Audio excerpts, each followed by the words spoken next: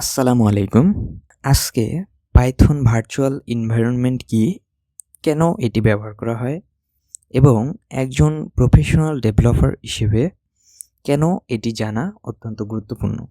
ধরুন আপনি একটি জ্যাঙ্গো প্রজেক্ট তৈরি করেছেন, যে প্রজেক্টটিতে আপনি 5.2 ভার্সন ব্যবহার করেছেন। কিন্তু আরেকটি পুরনো প্রজেক্টে জ্যাঙ্গো 4.2 ভার্সনটি আপনারা ব্যবহার করেছেন বা দরকার কোনো একটি কারণে। তো সেই ক্ষেত্রে যদি সব প্যাকেজ সরাসরি সিস্টেম পাইথন এ ইনস্টল করেন, অর্থাৎ আমাদের যে লোকাল হোস্ট রয়েছে সেখানে যদি আপনি সব ভার্সনগুলো ইনস্টল করেন, তাহলে ভার্সনগুলোর কিন্তু একটি কি হবে, কনফ্লিক্ট তৈরি হবে বা দ্বন্দ্ব তৈরি হয়ে যাবে। তো এই ক্ষেত্রে এই সমস্যার সমাধানটাই হলো আমাদের ভার্চুয়াল এনভায়রনমেন্ট। অর্থাৎ ভার্চুয়াল এনভায়রনমেন্ট যে কাজটি করে সেটি হচ্ছে আমাদের প্রতিটি প্রজেক্টের জন্য আলাদা আলাদা এবং আইসোলেটেড পাইথন এনভায়রনমেন্ট তৈরি করতে সাহায্য করে। ফলে এক প্রজেক্টের প্যাকেজ অন্য প্রজেক্টকে প্রভাবিত করতে পারে না। আমরা আমাদের এখানে মূলত ছোট্ট করে ডিসক্রাইব করেছি যে ভার্চুয়াল এনভায়রনমেন্টস পাইথন ভিএনভি।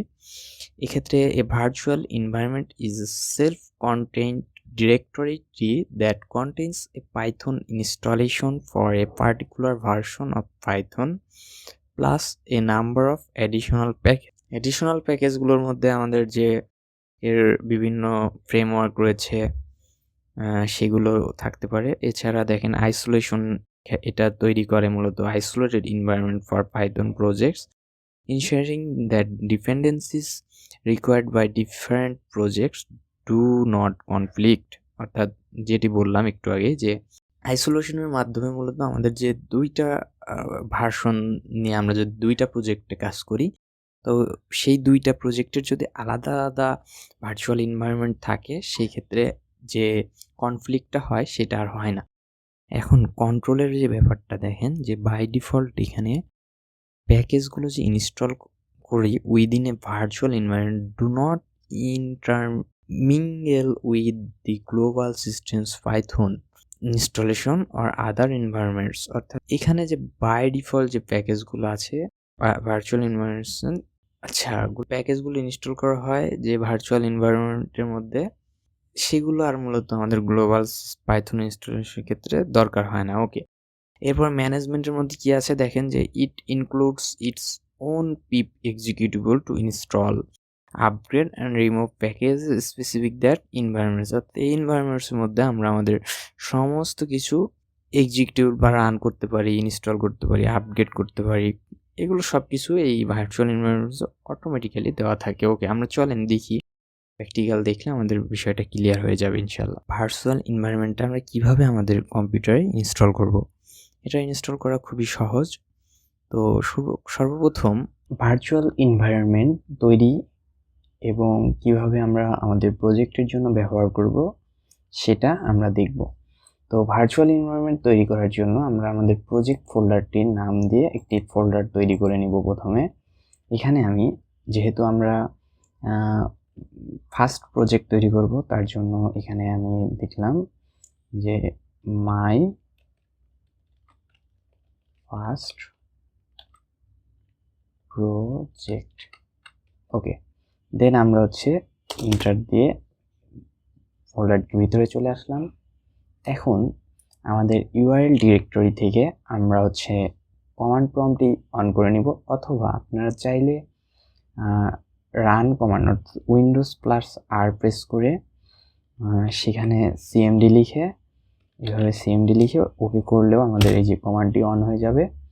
দেন সেমভাবে আপনারা চাইলে এই যে ইউআরএল ডিরেক্টরিটিতে আপনারা কার্সরটি রেখে এখানে সিএমডি লিখে দেন ইন্টার করলেও আমাদের এই সিএমডি কমান্ডটি ওপেন হয়ে যাবে। ওকে, এখন আমরা যেহেতু এখানে আমাদের ভার্চুয়াল এনভায়রনমেন্টটা প্রথমে সেট আপ করবো, তার জন্য আমাদের লিখতে হবে এখানে Python space plus M space BNB space dot BNB, then enter press করতে হবে।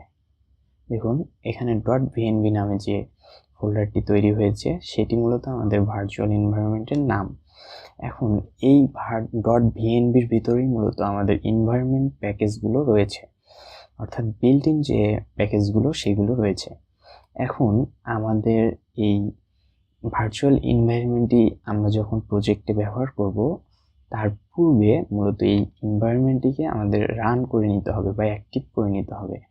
তো সেটা কিভাবে করব, এর জন্য আমাদের এখানে আমাদের এখন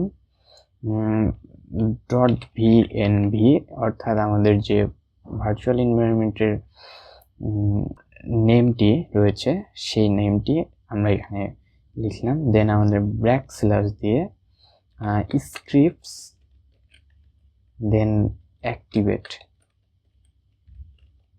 দেন আমাদের এন্টার প্রেস করতে হবে। দেখুন এখানে মূলত খুব সুন্দরভাবে আমাদের .vnb তারপরে আমাদের যে সি ড্রাইভের পাথটি রয়েছে সেটি, অর্থাৎ আমাদের পুরো প্রজেক্টটি এখন মূলত এই ভার্চুয়াল এনভায়রনমেন্টের মধ্যে রান হবে। এখন আমরা মূলত কিভাবে আমাদের ফার্স্ট জ্যাঙ্গো প্রজেক্টটি সেট আপ করবো সেটা দেখব। এর জন্য আমাদের প্রথমে ভার্চুয়াল এনভায়রনমেন্টের মধ্যে যে কাজটি করতে হবে সেটি হচ্ছে মূলত পিপ ইনস্টল ডিজ্যাঙ্গো। পিপ ইনস্টল ডিজ্যাঙ্গো লিখে আমাদের এন্টার প্রেস করতে হবে। দেখুন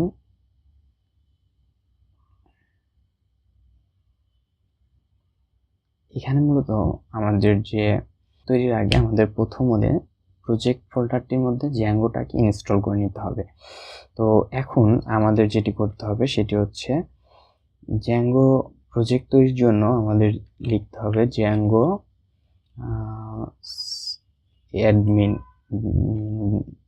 হাইফেন দিয়ে অ্যাডমিন দেন স্পেস স্টার্ট প্রজেক্ট দেন স্পেস দিয়ে আমরা আমাদের প্রজেক্টের নাম দিয়ে দেব মাই ফার্স্ট প্রজেক্ট। ওকে লিখে আমরা হচ্ছে এন্টার প্রেস করব।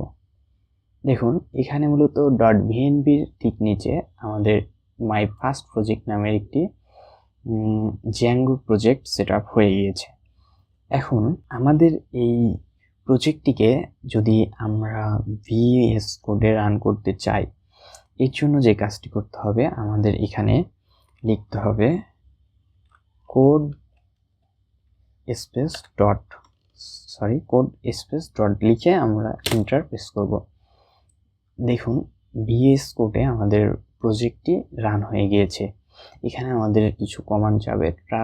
এখানে ট্রাস্ট দ্য অথরে ক্লিক করে আই ট্রাস্ট দ্য অথরসে ক্লিক করে দেব। দেন এখন আমরা মূলত আমাদের এই ওয়েলকাম ডায়লগ বক্সটি কেটে দিয়ে দেখুন এখানে আমাদের .vnb যেটি রয়েছে সেটি মূলত আমাদের ভার্চুয়াল এনভায়রনমেন্ট, আর এখানে যে মাই ফার্স্ট প্রজেক্ট রয়েছে সেটি হচ্ছে মূলত আমাদের জ্যাঙ্গো প্রজেক্ট।